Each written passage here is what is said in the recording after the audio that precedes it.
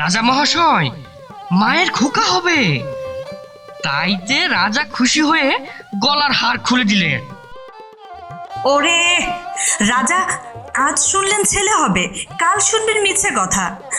আজ রাজা গলায় দিতে হার দিলেন, কাল যে মাথা নিতে হুকুম দিবেন। হায় হায়, এ কি করলি? এক মুঠো খেতে পাই, এক পাশে পড়ে থাকি, তবু বছর গেলে রাজার দেখা পাই। তুই আমার তাও গোছালি? ওরে তুই কি সর্বনাশ করলি? মিছে খবর কেন রটালি? এ জঞ্জাল কেন ঘটালি?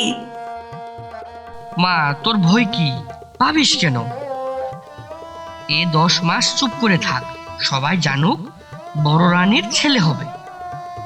তারপর রাজা যখন ছেলে দেখবেন, তখন তোর কোলে সোনার চাঁদ ছেলে দেব। তুই রাজাকে দেখাস। এখন চল, বেলা হলো, খিদে পেয়েছে।